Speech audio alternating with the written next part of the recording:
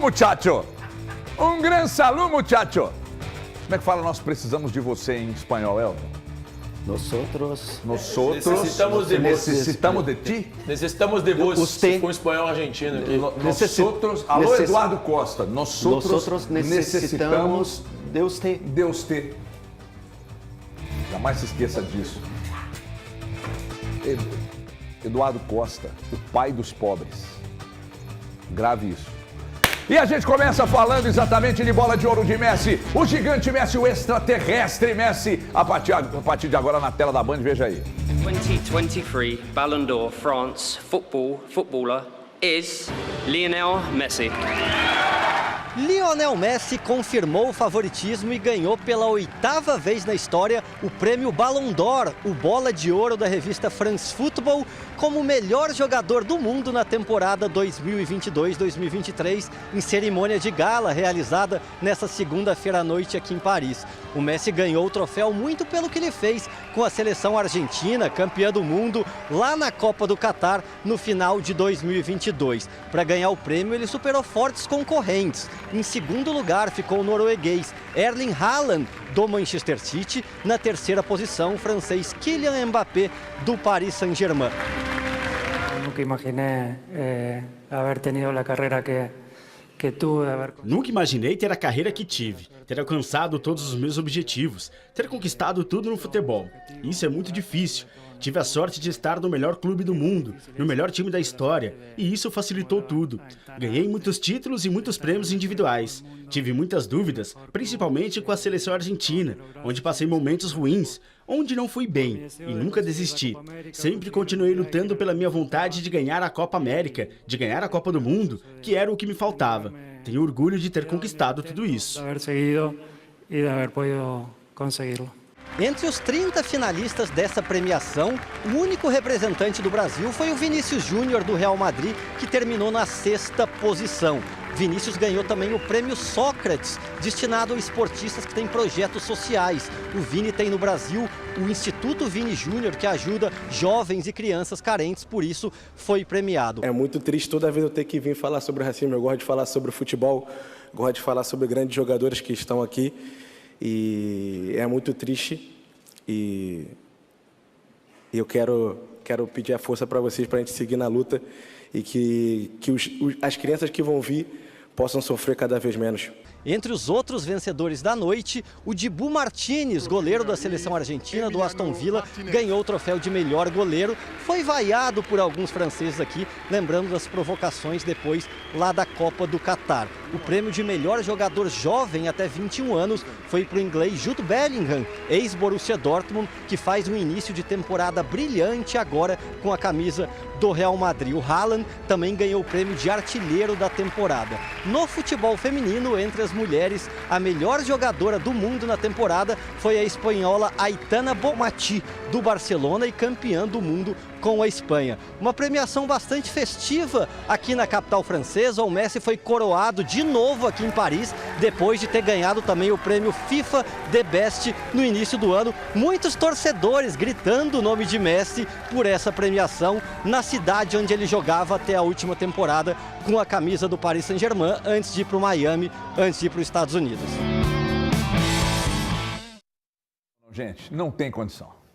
O Messi não é desse mundo.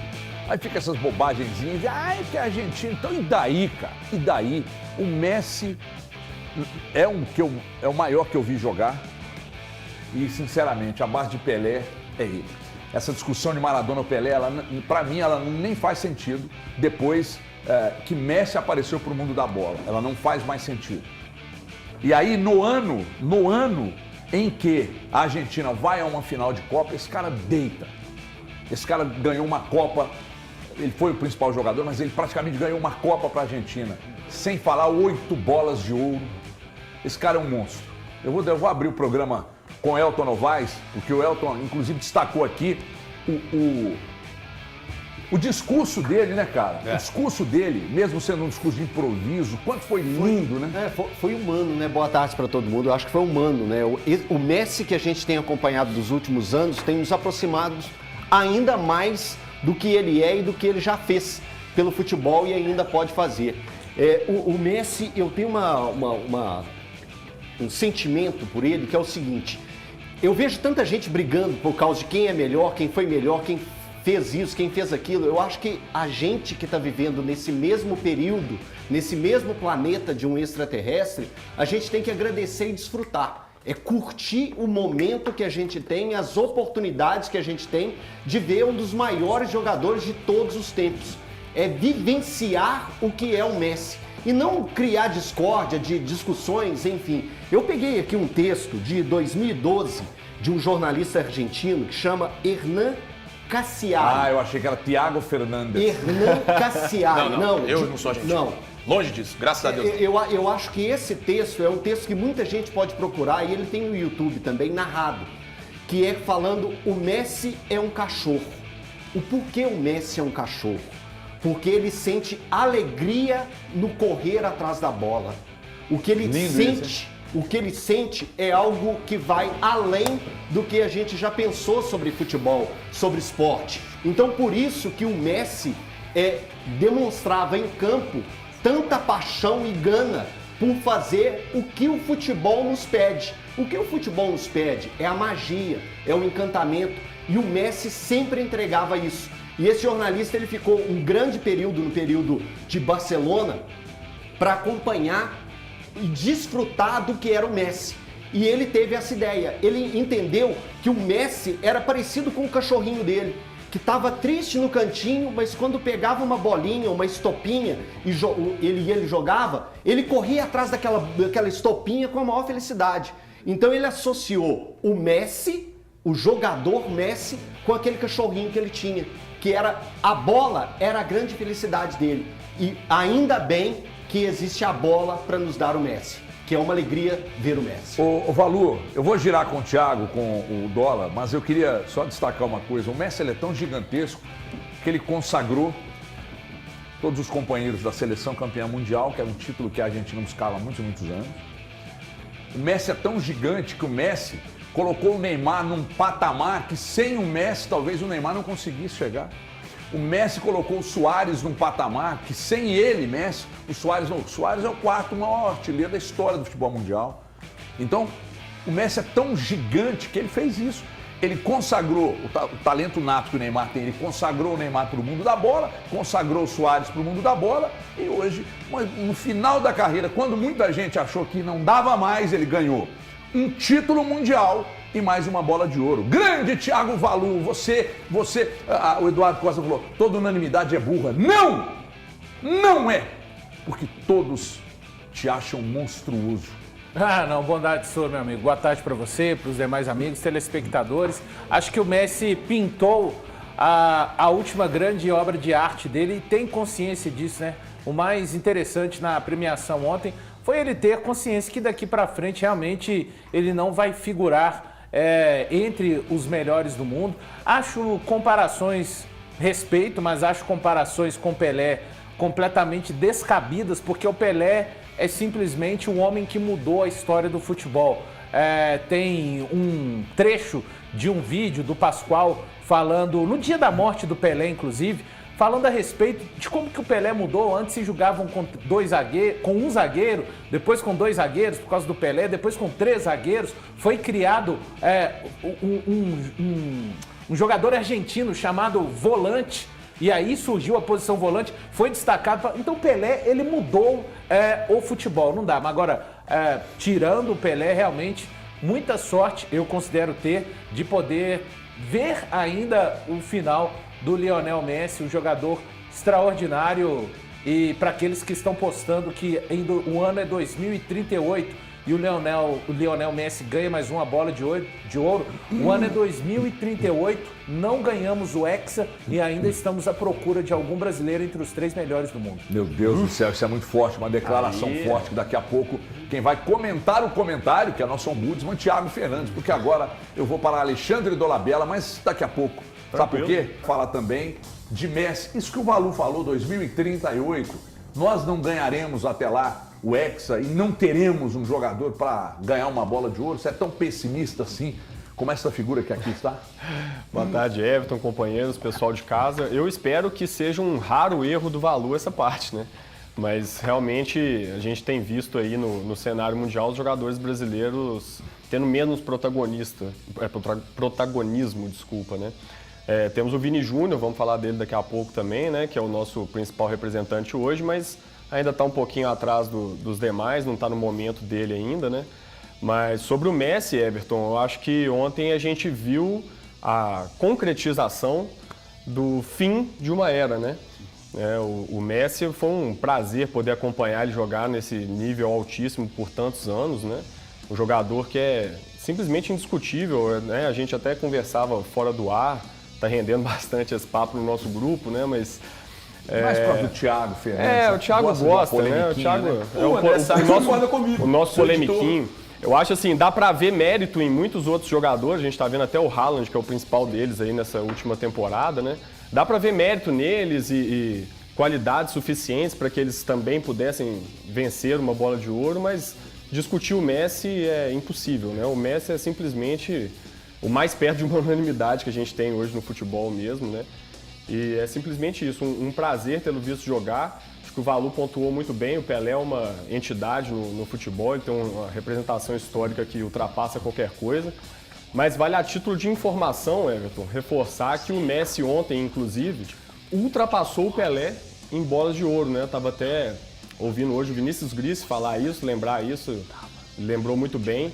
A France Football nunca teve a oportunidade de dar o prêmio de fato ao Pelé, porque na época os jogadores sul-americanos não disputavam, né? Eles não tinham nem como assistir. Só o futebol europeu que era considerado.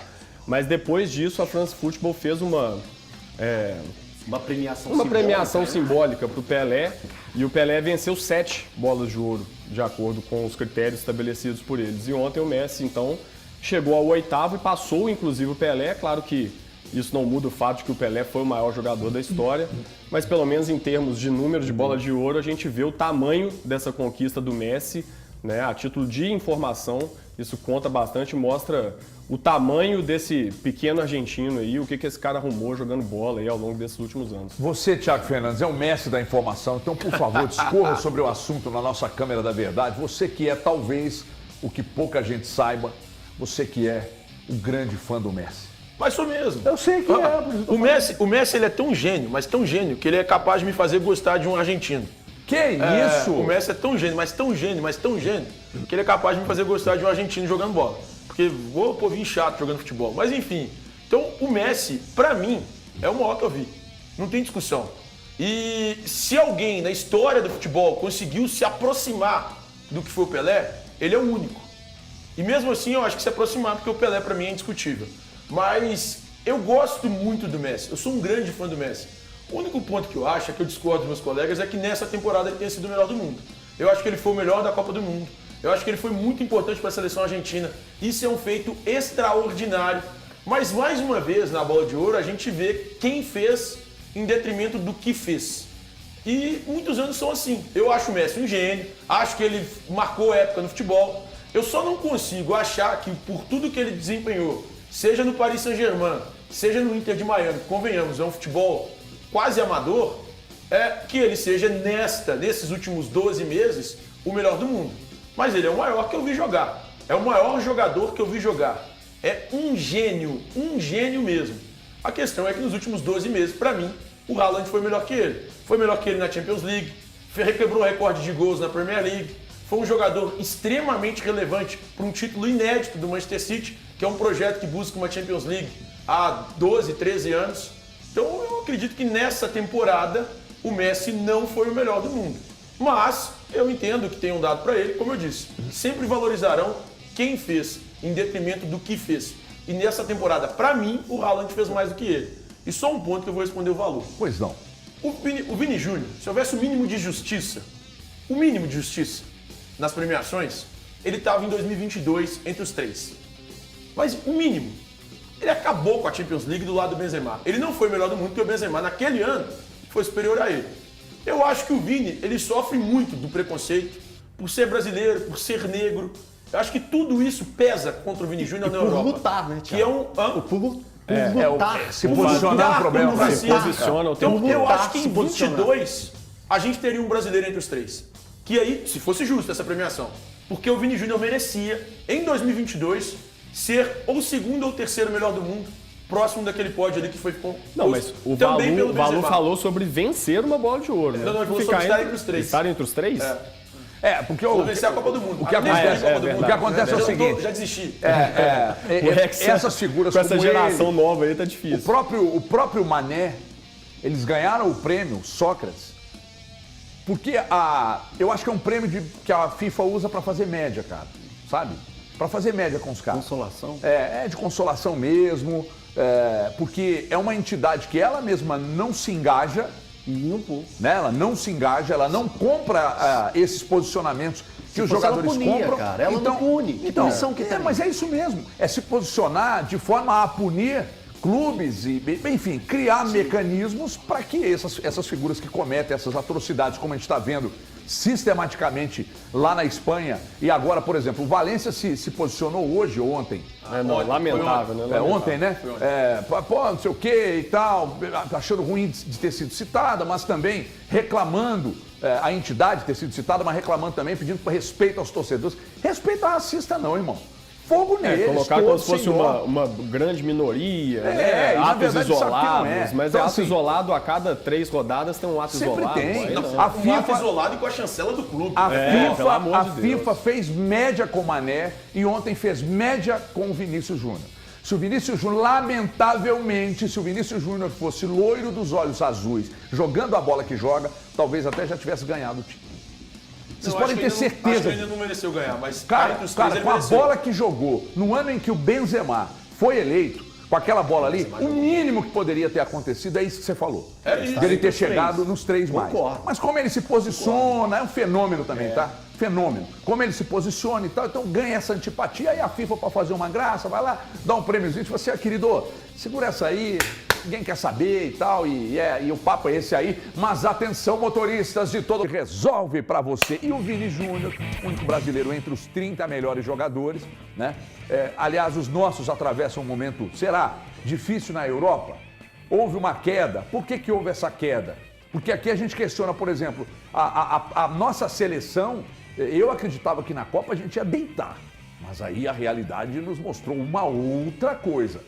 Nós estamos vivendo uma entre-safra, perdemos protagonismo por quê?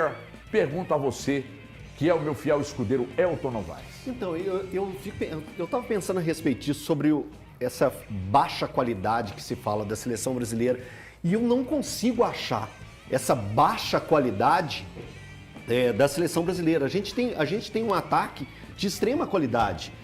A gente pega o Vini, a gente pega o Rodrigo, o Gabriel Jesus, gente, ele é um garoto, é um jovem jogador que precisa ser mais valorizado. É claro que na Copa do Mundo, mas ele não rendeu em 2018, não rendeu em 2022. Tá aí, quem sabe, mais uma Copa para ele ter possibilidades. Eu acho que a gente anula talentos de uma forma muito fácil, muito prática. E a seleção brasileira, ela tem sim grandes talentos. Bruno Guimarães joga uma bola absurda. Paquetá joga bola pra caramba. Então, se a gente for pegar nomes, pontuar, a gente ainda tem talento e tem qualidade. Eu discordo quando vem essa colocação de não temos. Temos que saber trabalhar melhor os talentos que nós temos. Temos que criar uma forma de jogar diferente daquela que vem sido colocada e não tem dado certo. Eu acho que a gente tem que começar a questionar as formas, porque o talento é indiscutível que nós temos, Dó. Você pega o maior clube do mundo, nós temos 2 titulares no ataque do maior clube do mundo. Exato. Esses dois são os principais hoje, né? Os principais talentos que a gente tem pensando no futuro. Aqui, Dólar, você pega no Arsenal, você tem talento titular brasileiro. Martinelli e Jesus. E você vai fazendo isso para vários. O Gabriel Magalhães também. Eu falei mais do ataque. Então você tem grandes jogadores nas principais ligas e nos principais clubes. Nos falta, porque as nossas seleções campeãs mundiais, só para ter um recorte, tá? Nossas seleções campeãs que conquistaram os mundiais, elas tinham uma grande referência, né? Romário lá atrás, depois o Ronaldo, o fenômeno. Nos falta essa referência, o Neymar não chegou a esse ponto. O Neymar seria, né? O Neymar era para ter sido, mas 3 oportunidades, não foi, né? E o que acontece, isso foi muito discutido na época da Copa, inclusive, né? que assim, a gente talvez esteja no momento com o maior número de jogadores com bom potencial jogando nas principais ligas do mundo, em times grandes mesmo, né? Às vezes a gente tinha bons jogadores, às vezes jogando em ligas alternativas, às vezes a galera na Ucrânia, galera na Rússia. Agora não, a gente está com jogadores nos principais centros da Europa, mas esses jogadores ainda não são protagonistas. Acho que essa é a diferença. Tanto que a gente, ao pensar em bola de ouro, a gente só pensa no Vini Júnior, hoje como brasileiro que disputaria. Antigamente a gente sempre tinha alguém ali que tava, tipo assim, ó, esse cara aí, na hora que ele estourar, ele vai bater bola de ouro. Agora a gente não tem esse cara, só o Everton falou aí a respeito de 2002, que eu acho que é o melhor período da safra da nossa geração. É aquela safra que você pega e fala assim, caramba, que quantidade de talentos que nós temos. Você pega o time de 2002 e depois vai para 2006, é assim, uma coisa espantosa. Mas vamos dar alguns passos para trás nas casinhas. Eu gosto muito de fazer esse paralelo, que é o seguinte: o que tivemos que fazer para voltar a ganhar o título depois de 24 anos? Mudamos o nosso perfil de jogo. O nosso futebol, aquele futebol brasileiro que a gente falava assim, é o futebol ofensivo, é o futebol da alegria, é o futebol da festa, é o futebol... Ele não ganhou 8-2, 8-6, 7-8, 7-4, 8-6, 90. Aí a gente pegou e falou assim, vamos ter que dar um passo para trás. Infelizmente, eu não vou agradar todo mundo, mas vou ter que dar um passo para trás. Eu espero que essa nova gestão esteja com a coragem de dar um passo para trás para voltar a ganhar título. Alinhar a expectativa, porque se não der um passo para trás, não vai conseguir bater a mecânica europeia, que hoje a mecânica já vem associada com talento. Você viu a Inglaterra para 2026, ela vem com um potencial do caramba. Toda a Copa a gente fala do caramba, mas... Já teve algumas vezes, não, mas peraí. Desde 66 eles estão vendo assim. Não, mas peraí. A Inglaterra... Aqui, ó, gente... A gente a Copa brinca, tá voltando pra casa. Peraí, gente. A gente brinca, mas a gente tem um momento nosso pra gente analisar. Não, claro. Nós todos aqui, a gente nunca viu uma Inglaterra com tamanho potencial humano quanto Lampa, cara, de 98. Pra mim era a geração bem mais forte. Essa geração bate a de 98. Pra mim não. Essa geração pra mim bate a de 98. Tudo bem, pra mim não. Tem uma tem alguns jogadores aí que ainda não chegaram no auge, e outra, exatamente isso. Aquela turma já estava chegando, já pensando assim, alguns vão chegar em 2002, alguns que chegaram e perderam pro Brasil. Essa seleção agora, ela vai chegar madura em 26. Então eu falo assim, eles vão ter qualidade e ainda a mecânica europeia. Eu acho que a gente vai ter que dar um passinho para trás para a gente falar. Eu quero ouvir o Thiago e o Valu sobre isso, porque fazendo uma leitura até de certa forma rasa do que o Elton disse, o Elton está pedindo pelo retranquismo. Quase seleção, isso. Né? Que se tivesse o retranquismo, não tinha perdido empatado com a Croácia. Isso porque daqui a pouco eu vou falar, mas isso porque a gente está vindo de 3 Copas seguidas com escola gaúcha. Mas eu não acho que o Tite seja muito... O Tite quebra um pouco dessa máxima aí, de que o Sul faz futebol retranqueiro.